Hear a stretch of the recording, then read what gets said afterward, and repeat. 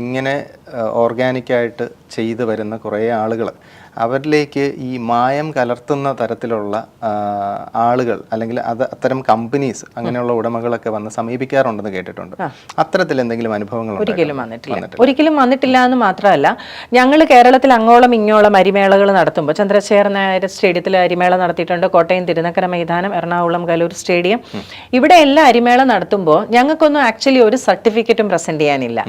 അത്രയ്ക്ക് വിശ്വാസമായിരുന്നു നമ്മളെ. അന്ന് ഞങ്ങൾ വിറ്റത് 1 കിലോ അരിയല്ല കേട്ടോ. ഞങ്ങളുടെ ഒരു അരിമേളകളിലും 1 കിലോയുടെ പാക്ക് ഉണ്ടാവില്ല, 5 കിലോയുടെ പാക്കാണ് ഉള്ളത്. അപ്പോൾ ആൾക്കാർ വന്ന് ചോദിച്ചു, ഇത് ഞങ്ങൾക്ക് മനസ്സിലാവണ്ടേ, നിങ്ങളിത് ചെറുതാക്കി വെക്കണ്ടേ, നിങ്ങൾ ഈ 5 കിലോ കൊണ്ടുപോയിക്കോ, ഇത് കൊണ്ടുപോയിട്ട് നിങ്ങൾക്ക് ഇഷ്ടമല്ലെങ്കിൽ നാളെ ഈ 5 കിലോ ഇല്ലെങ്കിൽ നിങ്ങൾ ഉപയോഗിച്ചതിൻ്റെ ബാക്കി കൊണ്ടുവന്നോ, പൈസ തരാം എന്ന് പറയും. ഒരാളും കൊണ്ടുവന്നിട്ടില്ല.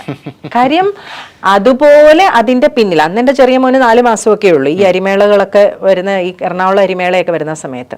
പക്ഷെ അത്രയ്ക്ക് അതിന്റെ പിന്നിൽ ഒരരി നമ്മൾ കൊണ്ടുവന്നാൽ അത് നമ്മൾ വെച്ച് നോക്കി അതിന്റെ വേവും രുചിയും മനസ്സിലാക്കിയിട്ട് മാത്രമേ ഉള്ളൂ അത് വിൽപ്പനയ്ക്ക് നമ്മൾ വെക്കുകയുള്ളായിരുന്നു. അത്രയ്ക്ക് വിശ്വാസമായിരുന്നു. നമ്മുടെ ഉൽപ്പന്നങ്ങളിൽ നമ്മൾക്കുണ്ടാകുന്ന വിശ്വാസം അതേപടി വാങ്ങുന്നവർക്കും നമ്മൾ ട്രാൻസ്ഫർ ചെയ്ത് കൊടുക്കുമായിരുന്നു. അങ്ങനെയാണ് നമ്മൾ ഈ പറയുന്നത് പോലെ ഒരു ഉൽപ്പന്നം വിറ്റിരുന്നത്. അന്ന് നമ്മളുടെ നെല്ലിന് വരെ 100 രൂപയിലധികം തരാമെന്ന് പറഞ്ഞ് നമ്മളെ സമീപിച്ച കമ്പനികളുണ്ടായിരുന്നു. നിങ്ങളുടെ നെല്ല് തന്നാൽ മതി 100 രൂപ. അന്ന് ഞങ്ങൾ അരി 100 രൂപയ്ക്ക് വിൽക്കുന്നത്. അതായത് 1 കിലോ നെല്ലിൽ നിന്ന് ഒരു 70% അടുത്തേ അരി കിട്ടുകയുള്ളൂ. അന്ന് നമ്മുടെ നെല്ല് ടൺ കണക്കിന് എടുക്കാൻ ഓർഗാനിക് കമ്പനികൾ നമ്മുടെ അടുത്തുണ്ടായിരുന്നു. പക്ഷെ അന്ന് നമ്മൾ അങ്ങനെ കൊടുക്കാൻ സമ്മതമായിരുന്നില്ല, നമുക്ക് സന്നദ്ധമായിരുന്നില്ല. അന്ന് നമ്മൾ ഓർത്തത് നമ്മുടെ അരി നമ്മൾ തന്നെ വിൽക്കാം എന്നാണ് ഓർത്തത്. പക്ഷേ അതൊക്കെ അന്നത്തെ ചിന്താഗതി ശരിയായിരുന്നു എന്ന് തന്നെയാണ് എനിക്കും തോന്നുന്നത്. പക്ഷെ നമുക്ക് സാമ്പത്തികമായി ലാഭമൊന്നും ഇതിൽ നിന്നൊന്നും ഈ ഒരു കാലയളവിൽ ഒരിക്കലും ഒരു ബിസിനസ് ചെയ്തു അല്ലെങ്കിൽ കൃഷി ചെയ്തു എന്നതുകൊണ്ട് നമുക്കുണ്ടായിട്ടില്ല. ഒരാൾ മായം കലർത്താൻ സമീപിച്ചിട്ടുമില്ല, നമ്മളോട് നല്ല ഉൽപ്പന്നം തന്നെ ചോദിച്ചിട്ടുള്ളൂ. അന്ന് നമ്മൾ കൊടുത്തിട്ടുമില്ല. പക്ഷെ കൊടുത്തിരുന്നത് ചിലപ്പോൾ സാമ്പത്തികമായി നമ്മൾ അതായത് ഒരു റോ മെറ്റീരിയൽ സപ്ലൈ, അതായത് പാഡി കൃഷി ചെയ്യുന്നു, നെല്ല് കൃഷി ചെയ്യുന്നു, ആ നെല്ലിനെ വിൽക്കാൻ നമുക്ക് അന്ന് സാധിച്ചേനെ. അന്ന് അത് ചെയ്തില്ല. അന്ന് അരിയാക്കി അത് നമ്മുടേതായ ചില ടെക്നിക്സ് ഉണ്ടായിരുന്നു. പ്രോസസ്സിംഗ് മെത്തഡിലൂടെ എല്ലാം അരിയാക്കിയും പൊടിയാക്കിയും അരിയുടെ മറ്റുൽപ്പന്നങ്ങളാക്കിയും തന്നെയാണ് വിറ്റിരുന്നത്.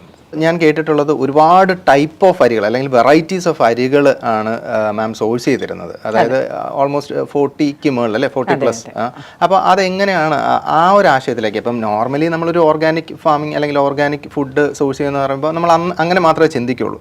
അപ്പം ഇത്തരം വെറൈറ്റികളിലേക്ക് എത്തണം എന്നുള്ളൊരു കോൺസെപ്റ്റ് എവിടെ നിന്നാണ് രൂപപ്പെട്ടത്? നമ്മൾ പറഞ്ഞല്ലോ 2009 തൊട്ട് 2018 വരെ നമ്മൾ തനിയെ കൃഷി ചെയ്തു, പാട്ടത്തിന് എടുത്ത് കൃഷി ചെയ്തു. പക്ഷെ ആ ഫ്ലഡിൽ വന്ന പ്രശ്നം, നമ്മൾക്ക് ലീസ് ലാൻഡുകൾക്കൊന്നും ആരും ഇപ്പൊ എഗ്രിമെന്റ് വെക്കുന്നില്ല. എന്നുവെച്ചാൽ ഭൂപരിഷ്കരണ നിയമങ്ങളൊക്കെ പേടിച്ചിട്ട് ആരും എഗ്രിമെന്റ് വെക്കുന്നില്ല. അപ്പൊ നമ്മൾ കൃഷി അതോടുകൂടി ഞാൻ സ്റ്റോപ്പ് ചെയ്ത്, സത്യത്തിൽ 2018 ഞാൻ ഈ പ്രൊഫഷനെ വിട്ടതാ. ഇതിപ്പോ വേണ്ട. പിന്നെ 2019 ഞാൻ പറഞ്ഞല്ലോ, ഞാൻ ദുബായിൽ പോയുള്ള എന്റെ അനുഭവം, നമ്മൾ ഇതിൽ നിൽക്കേണ്ട ആവശ്യകത കൊണ്ട് തിരിച്ചു വന്നപ്പോൾ ഞാൻ ഡിസൈഡ് ചെയ്തു ഈ എന്നുവെച്ചാൽ അന്ന് പ്രളയത്തിൽ നഷ്ടപരിഹാരങ്ങളൊന്നും നമുക്ക് കിട്ടിയിട്ടില്ല. കാര്യം നമ്മൾ എഗ്രിമെന്റ് ഒന്നും നമ്മുടെ കയ്യിൽ ഇല്ലാത്തതുകൊണ്ട് നമ്മളോട് ആരും വിളിച്ചു പോലും ചോദിച്ചിട്ടില്ല. കാര്യം നമ്മളൊക്കെ പലരുടെയും സാമൂഹ്യമായി പലതിനോടും ബന്ധപ്പെട്ടിരുന്നവരാരും നിങ്ങൾക്ക് എന്തെങ്കിലും നഷ്ടം വന്നോ, നിങ്ങളെ സഹായിക്കേണ്ടതുണ്ടോ എന്ന് പോലും ചോദിച്ചിട്ടില്ല. നമ്മൾ എവിടെയും അങ്ങനെ പോയി സങ്കടങ്ങൾ പറഞ്ഞിട്ടുമില്ല. അത് കഴിഞ്ഞ് ഞാൻ തീരുമാനിച്ചത് എന്താണെന്ന് ചോദിച്ചാൽ, എനിക്ക് പാലക്കാട് വർഷങ്ങളായി അറിയുന്ന കുറേ ആൾക്കാരുണ്ട്. അന്ന് ഈ നെല്ല് കൃഷി ചെയ്യുന്ന ഒരാളെ സംബന്ധിച്ച് അയാൾക്ക് വിൽക്കാനുള്ള കഴിവുണ്ടായിരിക്കില്ല. അപ്പോൾ അദ്ദേഹത്തെ സഹായിക്കുക എന്നുള്ളത് വെച്ചിട്ടാണ് അങ്ങനെ ഞാൻ കുറച്ചധികം ആൾക്കാരെ നാച്ചുറൽ എഡിബിൾസിന്റെ ഫാമേഴ്സായിട്ട് ഞാൻ കൊണ്ടുവന്നു. അപ്പോൾ നിങ്ങൾ കൃഷി ചെയ്താൽ മതി. 40 രൂപയ്ക്കാണ് ഞാൻ 1 കിലോ നെല്ല് അവരോട് എടുത്തുകൊണ്ടിരുന്നത്. 40 രൂപ എന്ന് പറഞ്ഞാൽ അവർക്ക് സ്വപ്നം കാണാത്ത ഒരു വിലയായിരുന്നു. അതിനകത്ത് ആളുടെ അധ്വാനം ഒത്തിരിയുണ്ട്. ഇപ്പൊ ആൾക്കാർ നമ്മൾ കെമിക്കൽ ഫ്രീ ആണെന്ന് നമ്മൾ ഉറപ്പുവരുത്തും. മാത്രമല്ല, ഇപ്പൊ ഞാനിപ്പം നമ്മുടെ മുതലവാട പഞ്ചായത്താണ് ഞങ്ങളുടെ എന്റെ യൂണിറ്റ് ഇരുന്ന പഞ്ചായത്ത്. അപ്പൊ ഞാൻ അവിടെ ഈ ലൈസൻസ് റിന്യൂ ചെയ്യാൻ പോകുമ്പോൾ എന്നോട് ഉദ്യോഗസ്ഥർ ചോദിക്കും, ഇതെന്താണ് മാഡം, നിങ്ങളിത് എവിടെ നിന്ന് കിട്ടുന്ന ഈ സാധനമൊക്കെ എന്ന് ചോദിക്കും. അപ്പൊ ഞാൻ പറയും, നമ്മുടെ പലശനയിലെ ഗിരീഷില്ലേ, അല്ലെങ്കിൽ നമ്മുടെ ഇവിടെ ഇന്നാളില്ലേ, ഓ ശരി, അവരൊക്കെ അങ്ങനെ തന്നെ. ഒരു നാട്ടുകാർ മൊത്തം സർട്ടിഫൈ ചെയ്ത മനുഷ്യരായിരുന്നു എൻ്റെ ഫാമേഴ്സ്.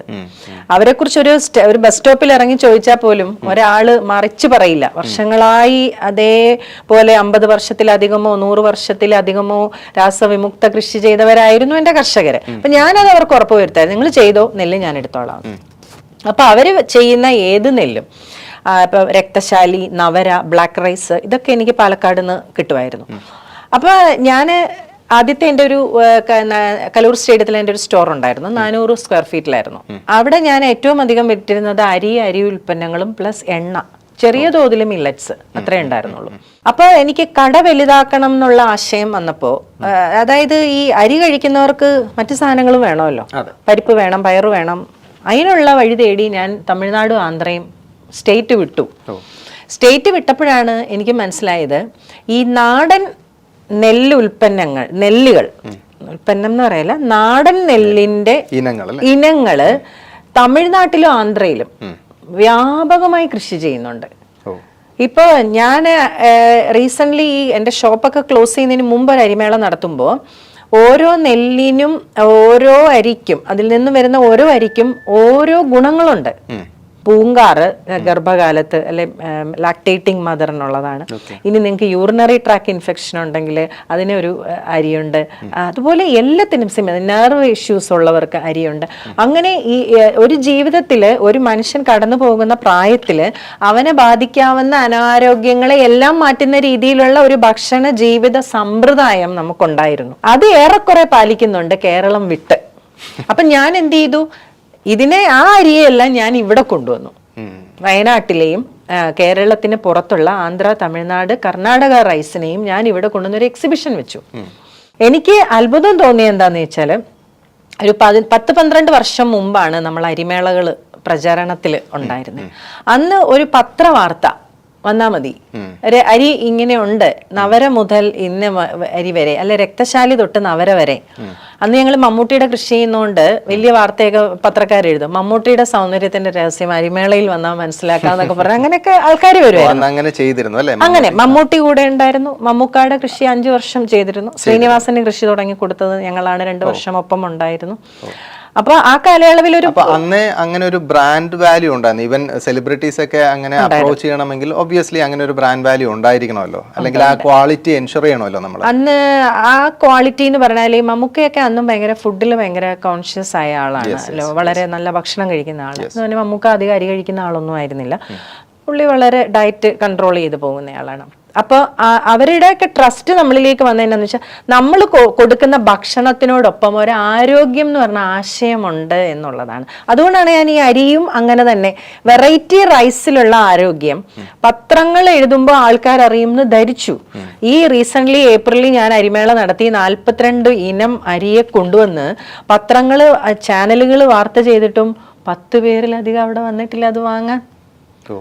അപ്പോഴാണ് എന്താ പറയാ, നമ്മൾ ആ നഗ്ന സത്യം തിരിച്ചതെന്ന് പറഞ്ഞാൽ, അയ്യോ ഇതിന്റെയൊക്കെ കാലം കഴിഞ്ഞു. 12 വർഷം മുമ്പ് അരിമേള എന്ന് പറഞ്ഞാൽ വലിയ ബാഗുമായിട്ട് വന്ന് ക്യൂ നിന്നവര് ഇന്നില്ല. ഇല്ലെങ്കിൽ അവരെന്ത് ചെയ്തു, അരിയെ മാറ്റിയിട്ട് വേറെ ഒരു ഭക്ഷണ സമ്പ്രദായത്തിലേക്ക്, അല്ലെങ്കിൽ വേറൊരു മാറ്റം അവർ വരുത്തിയിട്ടുണ്ട്. അപ്പം ഹിന്ദു പത്രം ചെയ്തു, മനോരമ, മാധ്യമം, എല്ലാ ചാനൽസും ഹിന്ദു അടക്കം റിപ്പോർട്ട് ചെയ്തു. പക്ഷെ അപ്പൊ എനിക്ക് മനസ്സിലായി എവിടെയോ ഒരു കുഴപ്പം സോഷ്യലി ഉണ്ട്.